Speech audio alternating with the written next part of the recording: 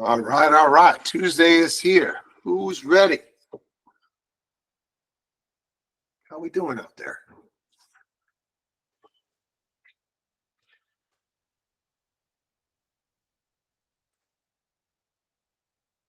Espresso shots,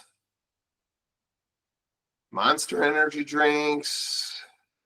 We got to start sending you guys something. No good vibes out there? Nothing good going? I had an ice cream sundae for breakfast. Now, how does that happen? Talk to me about this. It's Logan's birthday. So So he gets ice cream sundae for breakfast on his birthday? I was going to make him something else tonight. He said, I kind of want an ice cream sundae. And I'm like, you know what? Let's do it. So we had ice cream sundaes for breakfast. Awesome. That's awesome.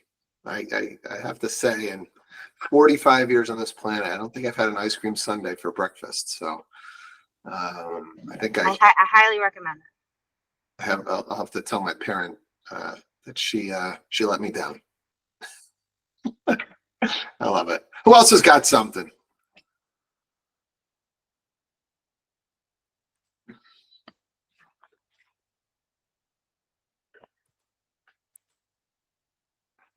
All right, well, let's just get into some real estate topics then. Somebody got something going on a deal? What's weird out there going on your deals that we need to dive into?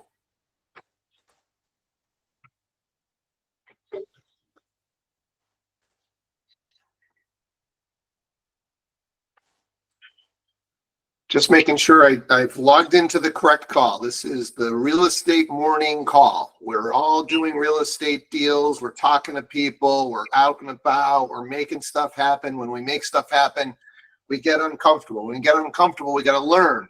And we're going to take those learnings. We're going to bring them to this call. I do get nervous sometimes that we're waiting, guys. You know, I talked a couple of times about the urgency right now in the market.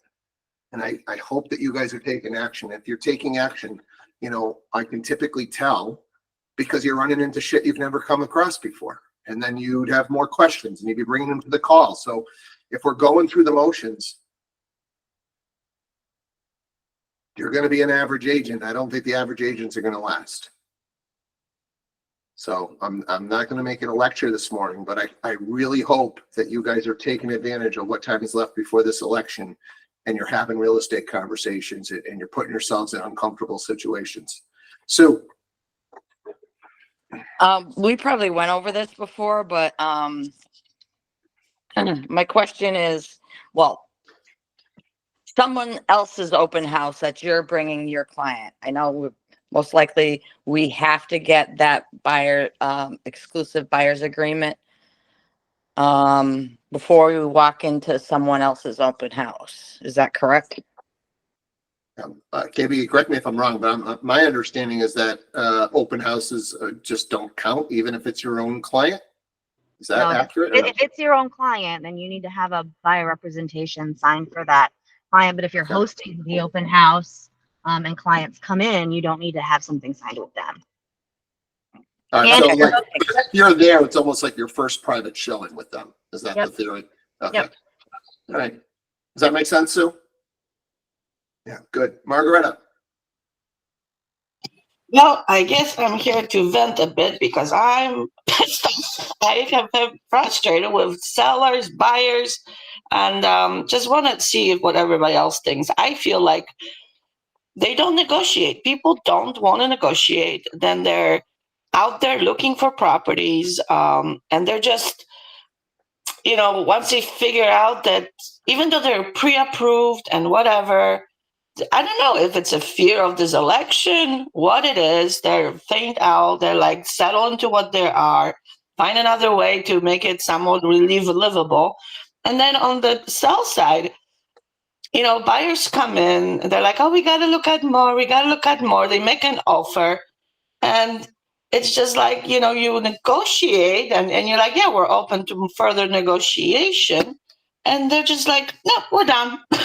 I mean, is this real? Like, what is happening? I don't know. Yeah, look, I think when those things start to happen, to me, it's just all about the why of the individuals, and the whys just aren't strong enough. And I think unfortunately, I think we oftentimes settle for the clients that we have, which is a little bit of the frustration on how I started the call today, right? Like, Margaretta, I promise you, there are buyers and sellers right now that absolutely have to buy and sell, and you won't deal with that nonsense. They're just not your clients. That's the reality. The clients that you have are not ready to buy or sell. And we've got to upgrade your clients. We got to fill the pipe with people that actually want to do business now. And I think we get in a little bit of a hamster wheel of, hey, I've got these 5 clients, right? And I know we've done this with our leadership team a little bit, where we talk to our agents, like, all right, tell me who's going to buy in the next 30 days. And they go through the list, because they say they got, the agent will say, well, I got five buyers that I'm working with. And we go through the list, and those 5 buyers probably aren't buying for the next 6 months. They're not buying in the next 30 days, right? So we need to talk to more people, because if we're relying on a paycheck in the next 30 days, and those are our 5 prospects, it's not going to happen. And so I think because we are people that want to give, we want to help, and we've got a relationship going, we'll look the other way on what the real why is, and if these people are really ready. Because I promise you, the ones that are ready, they don't do that stuff. And those same people that are acting like that now, when the why is big enough and strong enough, all of a sudden the transaction is going to happen. Does that make sense? Right? The ones that don't do that, Margaretta, their why finally got strong enough or big enough. It just seems like there's so many of them out there. It just, like you circle through them, and they're like, I don't know what the hell they're afraid of. They're obviously trying, but they just, I don't know. As long as you've done your due diligence, you've sat down, you've had the conversation, we've done a deep dive, we've done a full buyer presentation, you showed them what it takes to write an offer, you've gone over the inspection report, right? So you've got a blank report or a previous report where you've whited out the contact information, right? So you've educated this person. They should be ready to make the move when they're ready. There's nothing more we can do with that client. We cannot. That's the part that I love about real estate, is I never feel like I had to sell anybody anything. I just had to get the timelines right and fill my pipe. So I never felt like I had to be a pushy salesperson, right? I just needed to know I had 5 or 6 now buyers, and I might have 50 or 100 at some point in the future buyers. And I think making that distinction is where a lot of agents, they miss the ball, right? We're working with 6 to 12 month buyers because we don't have any now buyers, and it's just more comfortable to just work with those 6 to 12 than it is to hit the phones, talk to people, go out, have conversations, and find the now.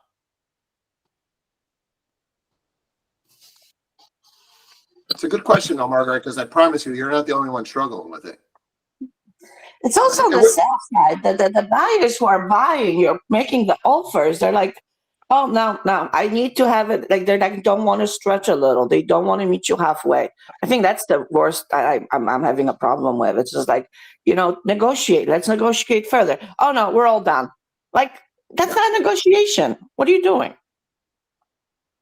Look, I think the market's changing a little bit, so that compounds things, right? We've got sellers that were expecting something, and now they're maybe not getting it, so there's a little bit of frustration there. So that's a little bit of compounding. And then buyers knowing, hey, you know what? I don't have to go 30,000 over and waive inspections and pay cash. I don't have to do that anymore. So I'm not gonna. So, the changing market is definitely a piece of that. But I just don't want to see you guys, you're waking up, you're getting on this call, you're starting your day right. Please don't settle for those clients. Martin. To me, it's more like yesterday I had a client, we were looking to put an offer in and talk to the listing agent, and home is listed at 300. Well, they want 350 because they've had 2 offers at 350. But I'm like, all right, but what happened with those? There was all financing issues. My people are paying cash and they're not going to pay $350 when you're asking $300. Another one walked away because of, I think some of these sellers still have these expectations where, especially the flippers, some of these homes I've looked in, pardon the expression, lipstick on a pig. And it's bluntly noticeable where it's like, I think some of these sellers are really unrealistic of what they're looking for to get for a home and what they've done to the home. That's just my perspective. Yeah, the market's changing a little bit for sure. That's part of it. But I mean, look, we can wake up every morning, we can get on this call, we can complain, or we can sit here and do something about it. It's that simple. I mean, you can complain about the clients that you got and nothing's going to change, or you can go and put a plan in place and do something about it. We have new agents coming into the brokerage. We are really good at getting a brand new agent up to speed. Okay. But there is a massive difference between the new agent that comes on board and waits for our, ISA team to hand them the 4 deals for the month or the 4 appointments, and the ones that come on that, they take the 4 appointments or 10 appointments or whatever the ISA team can get them, and then they hit the phones and they're making 50 calls a day and they're sending 50 texts and they're trying to build their own pipeline. Those are the ones that are doing a deal or 2 a month within their first couple of months because they're not waiting for whatever's handed to them.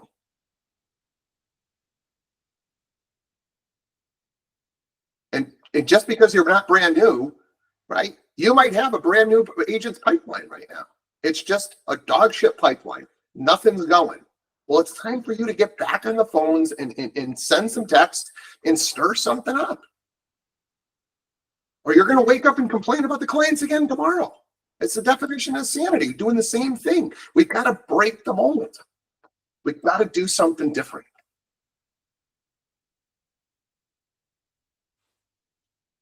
Meg. And just in terms of like calling people, I know there can be a little like call reluctance, but I will say the calls that I've been making to my sphere lately, my past clients, they're genuinely, happy to hear from me. It's just as simple of, I think a lot of us get the call reluctance, like, oh, they'll think I'm trying to sell something. The calls starts as simple as, how you doing? You popped in my mind today, so I just wanted to reach out and say, hey, how you doing? How are things going? And it's just the conversations have flowed from there. So don't feel like you have to, go to these calls with a specific real estate thing in mind. It can genuinely just start from a how are you doing? How you been kind of thing. Yeah, it's super easy. There is not any, are you looking to buy or sell going on in that conversation? What's going on in your life right now? What's going on with the family? What's going on with the house I sold you? Do you make any repairs to it? Do you do any upgrades? Do you do any improvements? Do you do that roof that we talked about? Did you end up finishing off the basement? What's going on? Send me some pictures. How can I help you? Do you need a contractor because you're actually thinking about finally doing the basement? You want me to get you a couple of names and numbers, right? I want to be your real estate resource. How can I help? That's all the call is. If they bring up buying or selling, great. If they don't, no problem. Make your notes. Their daughter just turned 10. She started cheerleading, and the son is whatever, playing basketball. 6 years old, he's loving basketball. Make the notes. On to the next call. See if there's somebody else out there that you can help. But that's this business, is talking to people. It's the core of it.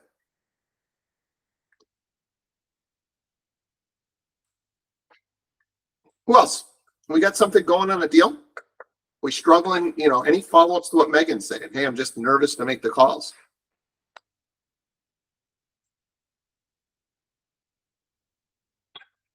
I mean, I think you guys are all genuinely people that want to help.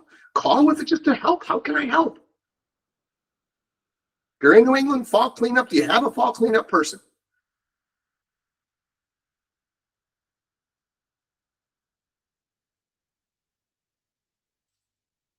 Do you have a snow removal person? If it's their first year in the house, if you sold somebody a house this year, I can almost guarantee they do not have a snow removal person. Are we going to get a ton of snow? Probably not. Is there going to be a couple of snowstorms? It'd be nice to have a snow removal person. Yeah. Right. Even if they think they're going to be shoveling it themselves, there could be a situation where, you know, I always say on snowstorms, call your people. Hey, I know you're somebody that normally does it. Now, anything going on? Do you want me to get you the name and number? I know you're busy. You know, would it help if we can get somebody to just do the snow removal for you this time?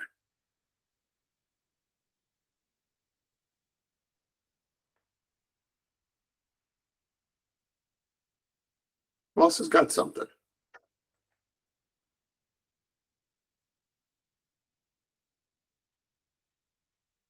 No weird scenarios coming up on your transactions. Something that you learned.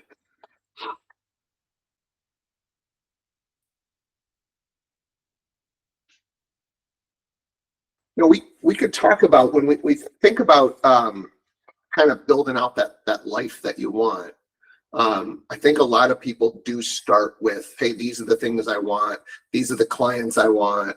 This is the relationship with my significant other that I want. The relationship with my kids that I want.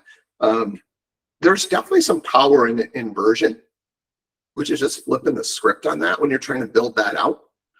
I think it's even easier to write down the things that you know you don't want, right? So if we go to Margarita's situation, I don't want to deal with clients that are wishy-washy.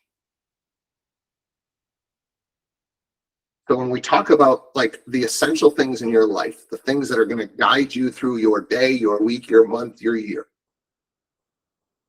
If on that list is, I don't want wishy-washy clients, and that's what you got right now, then you know that that's got to move to the top of the priority list. I got to go get some clients that aren't wishy-washy.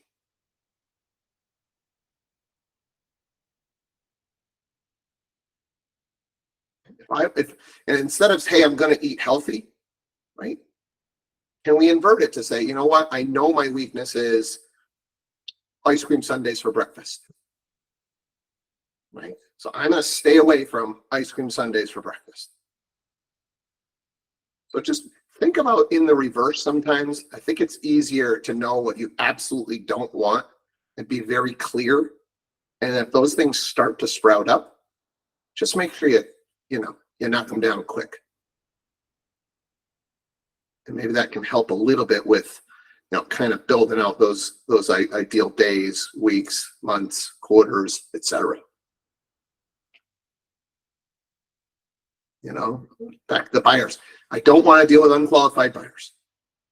Right? If I do a buyer's presentation and they're unwilling to get pre-approved, I'm moving on. They are not ready. Somebody that's ready to buy, you say to them, hey, the next step is we got to get you pre-approved. They're going to go get pre-approved. They're like, oh, I'll just wait till I find something. Those people aren't ready to go. Like that should be the bell going off in your head. This is not a now buyer.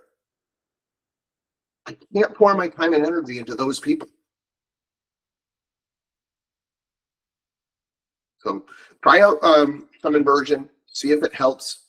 I definitely think, if you are going into every day knowing what you are going to attack, that one or two things, and you're just letting the day happen, I think you're going to wake up tomorrow with that same group of clients.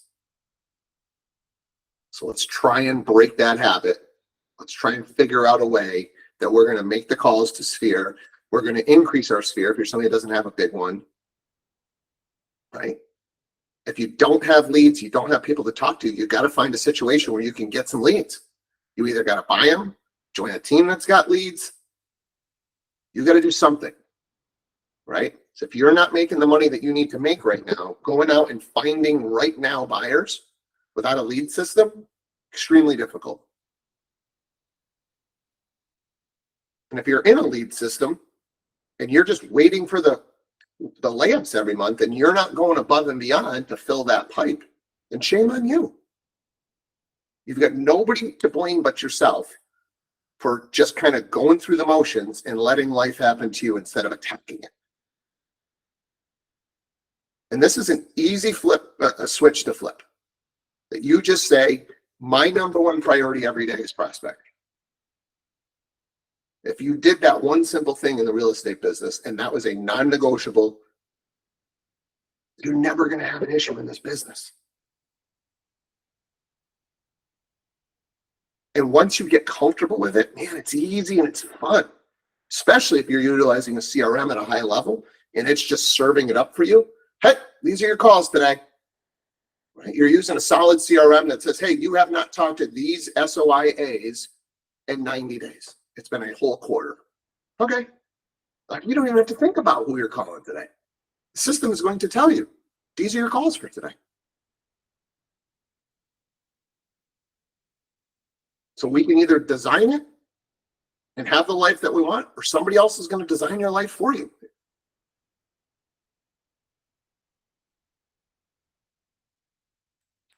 Who's got questions about maybe CRM design or call design or flow or any of this stuff? Because, my guess is we're not doing enough of this. Because if you guys were, every morning you should be coming to this call with, hey, I talked to this person, this is what they said, how should I handle it? Right? We should be hearing more of that. We should have more scenarios if we're doing the things. Jen. I was just going to add to, prospecting and just getting out there and talking with your friends and not being all real estate in their face, but asking about them. I was just in with my dermatologist yesterday and I'm talking with her and she had friended me on social media and she's like, so Jen, she's like, I've been watching what you do. And I'm like, oh, cool. What, are you looking? And long story short, she has an agent that she had purchased her first multifamily with for an investment. And she wants to work with me moving forward. She's like, do you sell multifamilies too? Like, would you be able to help me? And I'm like, absolutely. She's like, I would love to, because I've been referring clients to her. And she's like, she said all nice things. Anyways, she said her goal is to purchase 30 properties coming up. And she wants me to be her agent. And she never would have known I was an agent unless I told her when she asked me, like, oh, what are you up to? I'm like, oh, well, I'm an agent now, blah, blah, blah. So it's just a lot of people, I feel, including myself, will get nervous, like talking about real estate, but it doesn't have to be directly real estate. And I'm not here preaching or anything, but I'm just trying to say. But I think you're making a good point. Like, we don't have to ask them, are you looking to buy or sell? Hey, what's going on? Oh my God, this client that I've got, you wouldn't believe it. Right? You're just telling stories. You guys know the shit that we deal with. It's crazy, the stories that can happen on just a regular showing, right? Or a house that you showed or whatever. Just tell the stories of your daily life. And I do have to say, I was looking at my CRM this morning and I was just going through to see how people reply to me. Do they reply to me more through texting, calling, or emails? Because I've been up since 5 a.m. And I'm going through checking all of it. And I noticed they reply more so to the emails. So I sent out a whole bunch of emails to all my leads. And I'm getting responses today. And it's a lot of them is the hooks, like the questions. How do you prefer to be talked with? Do you want to talk through email or text? And they're replying to me. And I sent them before 7 a.m. So, they're waking up, looking at their email, or they're just getting in the office, looking at their email. And that seemed to happen in work this morning. So just a pointer.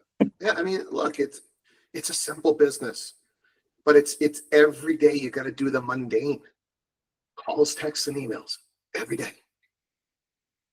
Right?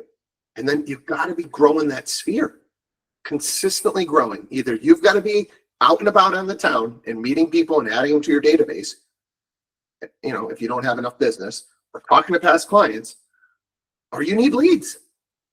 You need more people to talk to. It's that simple. So I would do an audit of like the last 30 days. How many emails have I sent? How many texts have I sent? And how many phone calls have I made? And then just try and increase it 10%, 25%, right? Don't go like, oh, I got to make 100 calls a day. Just do better than you did last week or last month or last quarter. This is the one habit in real estate that'll sustain you for life, is if you just take care of the people that are in your world. Be their real estate resource, and the transactions will happen. Anybody else been doing something recently that's working? Sounds like Meg's been making some calls. Jen's been sending some emails. Who else is doing something that's working?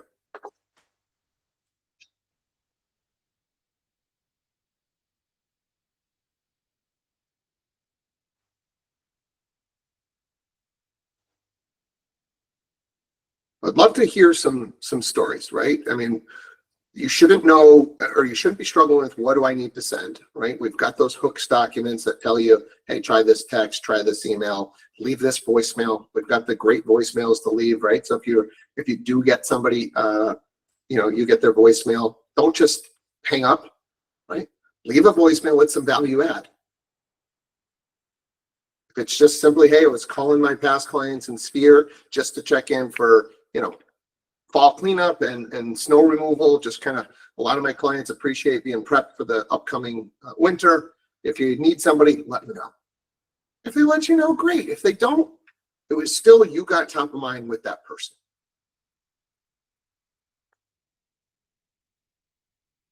So I'd love to see you guys try some of this stuff and then come back to the call with, hey, you know what? I sent this email out to 100 people and I got 20 responses. I sent this text out and I got a buyer. Right? And then it's, if you're going to get 10, 15 responses out of 100 people, that doesn't mean you got 10 or 15 now buyers. You might have 1 or 2. But spend some time, get that CRM right. Know who your A's, B's, and C's are for your sphere.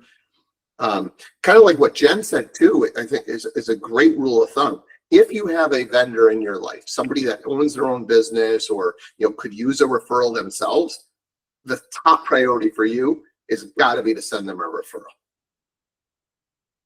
You send them a referral, they will do everything in their power to try and send you one back. Almost everybody will do it. And it sounds like, Jen, in this case, you had sent her a few different people.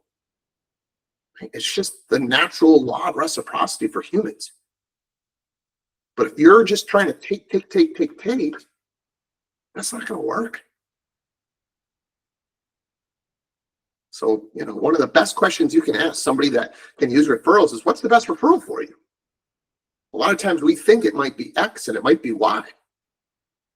Right? You meet an accountant and they might just only do, I was talking to somebody yesterday, an accountant only does marijuana accounts.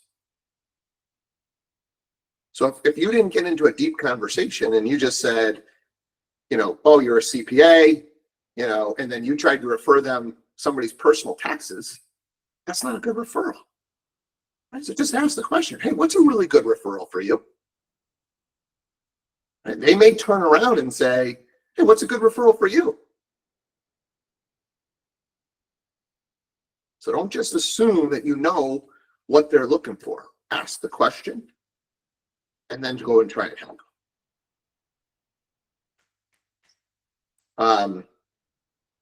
All right, we are up against it here. Go crush that Tuesday, and we will talk to you guys again tomorrow morning, same time, same bat channel. Have a good one, guys.